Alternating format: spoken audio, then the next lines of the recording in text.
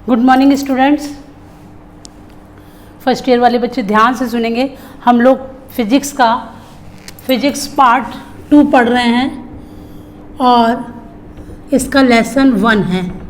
ये आपको जानकारी होनी चाहिए। हम लोग लेसन 1 शुरू कर रहे हैं और पार्ट 1 में लेसन 4 तक कंप्लीट कर दिया गया है। इसको आप जानकारी रखिए। 1 से 4 तक का नोट्स आप लोग तैयार कर लीजिए, क्योंकि अब कॉपी चेक होगी स्कूल में। 19 तारीख से आप लोगों का स्कूल खुल जाएगा, तो उसमें कॉपी चेक होगी। और लेसन 1 जो चल रहा है उसको आप करते चलिए। देखिए, ये जो क्वेश्चन है बहुत ही इम्पॉर्टेंट, वेरी वेरी वेरी, जहाँ तक आप चाहें वहाँ तक लिख लीजिए। इतना इम्पॉर्टेंट क्वेश्चन मैं करा रही हूँ। ध्यान से सुनिएगा। क्वेश्चन एग्जाम में कैसे आता है, जो क्वेश्चन आता है एग्जाम में कैसे आता है। वैसे तो मैंने हेडिंग डाल रखी है कि खींचे हुए तार में प्रत्यास्थ स्थितिज ऊर्जा के लिए व्यंजक स्थापित कीजिए। मैंने ये शॉर्ट करके देख रखा है। अभी मैं पूरा आपको डिटेल बताती हूँ। पहले क्वेश्चन सुनो कि क्वेश्चन कैसे आएगा एग्जाम में। ध्यान से सुनिएगा कि यदि किसी तार को बाय बल लगाकर खींचा जाए, कोई तार है, ये कोई तार है और इसको बाय बल लगाकर खींचा जाए, ठीक, तो सिद्ध कीजिए कि तार के प्रति एकांक आयतन, यहाँ पर एक चीज आ रही है, प्रति एकांक आयतन। यहाँ देखें, प्रति एकांक आयतन। अभी हमें जरूरत पड़ेगी, वहाँ मैं बताऊंगी आपको प्रति एकांक आयतन क्या है। ठीक, प्रति एकांक आयतन पर किया गया कार्य किसके बराबर होता है? 1/2 इंटू प्रतिबल इंटू विकृति के बराबर होता है। ये सिद्ध करना है आपको। क्वेश्चन समझ में आ गया बच्चों? क्वेश्चन फिर से मैं रिपीट कर देती हूँ कि यदि किसी तार को बाय बल लगाकर खींचा जाए तो उसके प्रति एकांक आयतन पर किया गया जो कार्य है, कार्य ही स्थितिज ऊर्जा के रूप में संचित होती है, तो वो किसके बराबर होती है? 1/2 इंटू प्रतिबल इंटू विकृति के बराबर होती है। ये आपको सिद्ध करना है। ठीक, अब देखिए सॉरी, यहाँ पर आप एक स्टेटमेंट लिखेंगे कि माना कैपिटल एल लंबाई का कोई तार है, समझ गए? माना कैपिटल एल लंबाई का कोई तार है और उसका क्षेत्रफल कैपिटल ए है। तार को यदि हम बल लगाकर खींच रहे हैं तो उसकी लंबाई में वृद्धि हो रही है। लंबाई में कितनी वृद्धि हो रही है? स्मॉल एल की। तो याद रखना है कि एल और स्मॉल एल दोनों में डिफरेंस है। ये एल प्रारंभिक लंबाई है तार की और ये तार की लंबाई में वृद्धि है। दोनों को ध्यान रखना है आपको, गड़बड़ मत करना। ठीक है, तो यंग प्रत्यास्था गुणांक यानी कि वाई क्या है यहाँ? यंग प्रत्यास्था गुणांक, यंग प्रत्यास्थता गुणांक। ठीक, ये किसके बराबर होता है? प्रतिबल बटे विकृति के बराबर होता है। बात समझ में आ रही है? तो पहले आप स्टेटमेंट क्या लिखेंगे, सुन लो ध्यान से, कि कोई तार है, तार की प्रारंभिक लंबाई कैपिटल एल है और उसको बाह्य बल लगाकर खींचा जा रहा है, तो उसकी तार की लंबाई में स्मॉल एल की वृद्धि होती है और उसका क्षेत्रफल ए है। इतनी बात समझ में आ गई? उसके बाद आइएगा फिर यंग प्रत्यास्था के नियम से। यंग प्रत्यास्था y बराबर होता है प्रतिबल बटे विकृति। मैंने आपको अभी यंग प्रत्यास्था पढ़ाया नहीं है, इसके आगे टॉपिक में पढ़ा दूंगी मैं।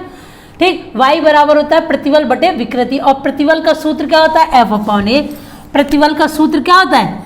प्रतिबल बराबर होता है क्या?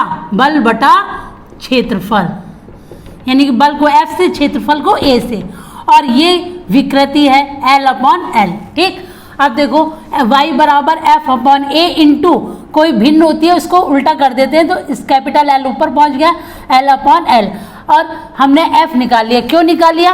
क्योंकि हम जो डेरिवेशन कर रहे हैं उसमें हमको ऊर्जा निकालनी है। ठीक है, जब किसी तार को खींचा जाता है तो जो ऊर्जा संचित होती है उसमें प्रत्यास्थ ऊर्जा के रूप में संचित होती है, वो ऊर्जा निकालनी है। और ऊर्जा कब निकालेंगे? जब हम कार्य निकालेंगे, क्योंकि कार्य ही ऊर्जा होती है। तो कार्य निकालने के लिए बल निकालना जरूरी है, तो इसीलिए हमने यहाँ पर बल निकाला है। सबसे पहले बल, बोलो बात समझ में आ गई? ठीक है, आइए, यहाँ तक क्लियर हो गया होगा आप लोगों को। अब इसके आगे देखो, अब तार को L से आगे अनंत सूक्ष्म, जब भी अनंत सूक्ष्म की बात आ जाए तो वहाँ पर dl लेते हैं, मतलब जो लंबाई में वृद्धि हुई है वो स्मॉल l है, लेकिन हम लोग अनंत सूक्ष्म ले रहे हैं इसलिए यहाँ dl। ठीक, तक खींचने में कार्य भी जब अनंत सूक्ष्म ले रहे हैं तो किया गया कार्य भी बहुत सूक्ष्म होगा, इसलिए dw। तो dw यानी कि कार्य बराबर क्या होता है, बल गुणा विस्थापन या दूरी, यानी कि कार्य w है dw बराबर f इंटू dl।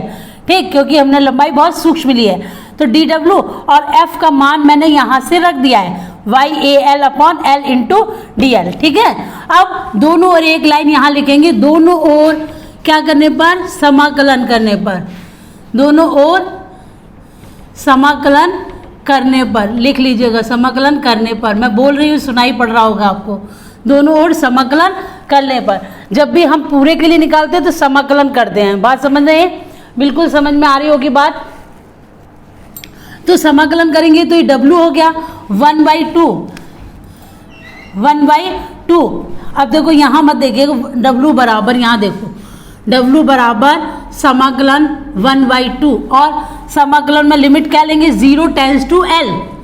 ठीक है, YAL upon L into L square. ठीक, अब देखो यहाँ पर L है, ठीक, ये L है, देख रहे हैं L है यहाँ, ठीक है, इंटू DL। ठीक, अब देखो समाकलन करना है तो W इक्वल 1/2 YAL और समाकलन 0 tends to L, L into DL।